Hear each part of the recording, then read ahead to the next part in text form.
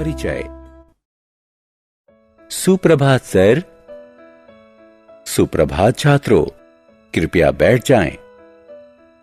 आज हम नया पाठ परिमेय संख्या शुरू करेंगे। इस पाठ में आप जानेंगे कि परिमेय संख्याओं को परिमेय क्यों कहते हैं और परिमेय संख्याएं किस प्रकार दैनिक अर्थगणित के प्रयोग में आने वाली संख्याएं हैं। तो आइए पाठ शुरू करें। उद्देश्य। इस पाठ के अंत में आप निम्न करने में सक्षम हो जाएंगे: परिमेय संख्याओं, पूर्ण संख्याओं और पूर्णांकों में विभेद करना, परिमेय संख्याओं को परिभाषित करना, परिमेय संख्याओं का योग, व्यवकलन, गुणन और भाग करना, परिमेय संख्याओं के लिए शून्य और एक का महत्व बताना, परिमेय संख्याओं के योज्य, तत्समक और गुणनात्मक तत्समक की व्याख्या करना, किन्हीं दी गई दो परिमेय संख्याओं के बीच की परिमेय संख्याएं ज्ञात करना। संख्या पद्धति। पूर्ण संख्याएं साधारण, शून्य, 1, 2, 3, 4, 5 इत्यादि संख्याएं होती हैं। इनमें कोई भिन्न नहीं होता। शून्य के अतिरिक्त सभी धनात्मक पूर्ण संख्याएं प्राकृतिक संख्याएं होती हैं। पूर्णांक पूर्ण संख्याओं के समान ही होते हैं, किंतु उनमें ऋणात्मक संख्याएं भी होती हैं। अतः पूर्णांक धनात्मक, ऋणात्मक और शून्य हो सकते हैं। छात्रों, 1/2 क्या है? क्या ये पूर्ण संख्या है या प्राकृतिक संख्या या एक पूर्णांक? आप देख सकते हैं कि 1/2 शून्य और 1 के बीच स्थित है। हम इसे परिमेय संख्या कहते हैं। आइए इसके बारे में और जानकारी प्राप्त करें। परिमेय संख्या क्या है? परिमेय संख्याएं वो संख्याएं हैं जिन्हें साधारण भिन्न यानी 1 अनुपात के रूप में लिखा जा सकता है। अतः परिमेय संख्याएं P/Q के रूप में होती हैं। ध्यान रखें कि Q शून्य नहीं हो सकता। क्या आप बता सकते हैं कि इनमें से कौन सी संख्या परिमेय है? हां, ये सभी परिमेय हैं। अतः परिमेय संख्याएं अर्थगणित की सामान्य संख्याएं हैं। परिमेय संख्याओं का सरलीकरण। कई बार परिमेय संख्याएं इस प्रकार की हो सकती हैं। क्या आप सोचते हैं कि ये अपने सरल रूप में हैं? नहीं, इसका और सरलीकरण किया जा सकता है। लेकिन कैसे? यहां हम अंश और हर को 5 से भाग दे सकते हैं। हमें भागफल के रूप में 3/5 प्राप्त होगा। यह सरल रूप है। अतः छात्रों, ध्यान रखें कि हम किसी भिन्न को उसके अंश और हर के किसी सामान्य गुणक से भाग देकर उसे सरल बना सकते हैं। परिमेय संख्याओं का योग। परिमेय संख्याओं का योग कैसे करेंगे? ये आसान है। योग करने से पहले ये ध्यान रखें कि दोनों परिमेय संख्याओं का हर समान होना चाहिए। हर को समान करने का सबसे आसान तरीका है कि दोनों संख्याओं को एक दूसरे के हर से गुणा कर दें। योग का एक उदाहरण है, हम 5/4 का 1/4 से योग करेंगे।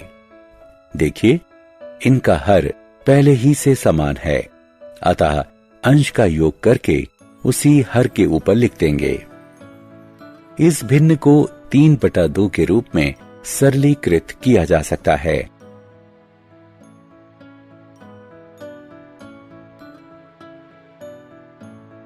परिमेय संख्याओं का व्यवकलन। परिमेय संख्याओं का व्यवकलन भी योग के समान ही होता है। परिमेय संख्याओं का व्यवकलन करने से पहले सदैव समान हर प्राप्त करें। यदि यह समान नहीं है तो दोनों संख्याओं के हर का एक दूसरे से गुणन कर दें। यह व्यवकलन का एक उदाहरण है। हम 5/7 से 1/7 को घटाएंगे। हम जानते हैं कि हर पहले ही से समान है, अतः अंश का व्यवकलन करके उसके परिणाम को उसी हर के ऊपर रख दें।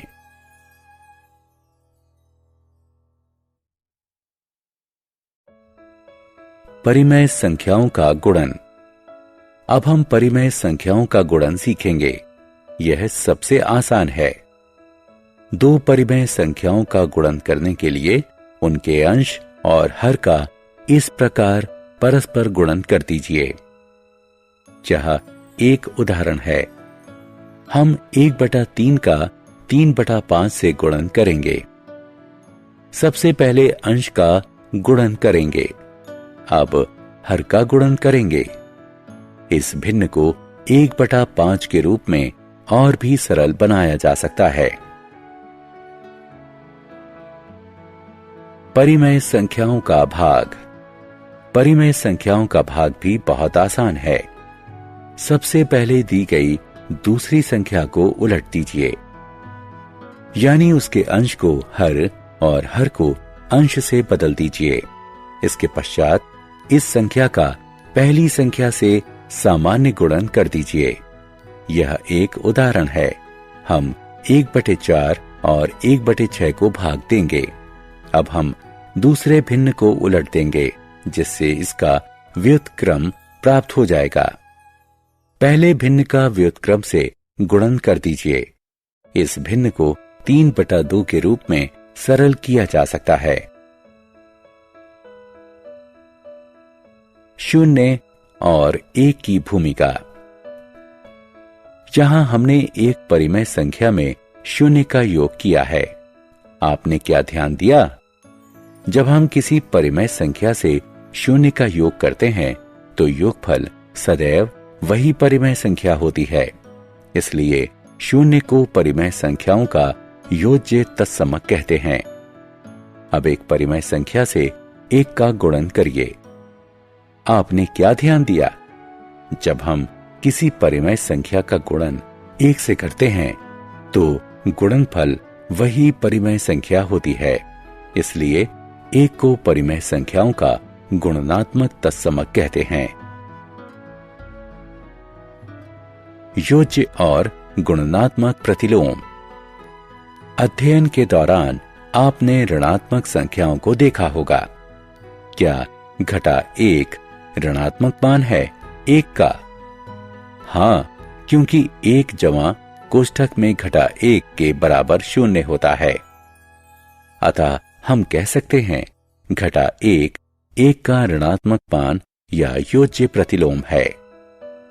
इसी प्रकार किसी भी परिमेय संख्या जैसे 3/7 के लिए योज्य प्रतिलोम -3/7 योज्य प्रतिलोम होगा। विचार कीजिए कि 7/19 का किस परिमेय संख्या से गुणन करने पर गुणनफल 1 प्राप्त होगा। निश्चित ही यह संख्या 19/7 होगी। अतः हम कह सकते हैं कि 19/7 7/19 का व्युत्क्रम या गुणनात्मक तत्समक है।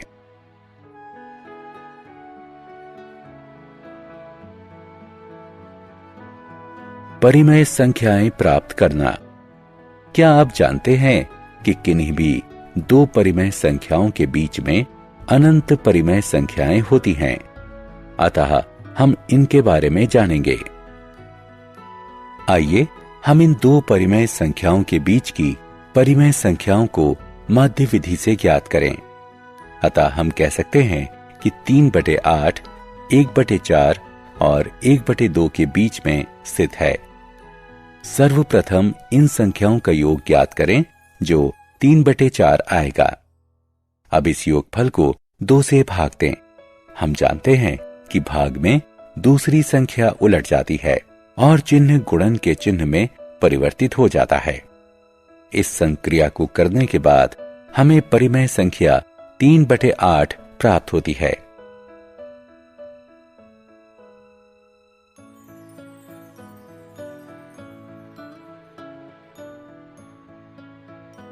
सारांश।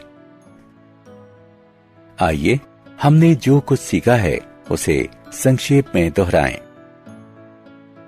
परिमेय संख्याएं वो संख्याएं हैं जिन्हें P/Q के रूप में लिखा जा सकता है और जहां P तथा Q पूर्णांक हैं एवं Q बराबर नहीं है 0 के। परिमेय संख्याएं योग और गुणन के अंतर्गत क्रम विनिमय और साहचर्य का पालन करती हैं। 0 परिमेय संख्याओं के योज्य तत्समक है। 1 परिमेय संख्याओं का गुणनात्मक तत्समक है। P/Q और घटा P/Q एक दूसरे के योज्य तत्समक हैं। P/Q का व्युत्क्रम या गुणात्मक तत्समक A/B होगा यदि P/Q गुणा A/B बराबर 1 है। सभी परिमेय संख्याओं A, B और C के लिए A कोष्ठक में B जमा C बराबर AB जमा BC और A कोष्ठक में B घटा C बराबर AB घटा BC को वितरण का गुण कहते हैं। किन्हीं दो परिमेय संख्याओं के बीच स्थित परिमेय संख्याओं को माध्य की अवधारणा से ज्ञात किया जा सकता है।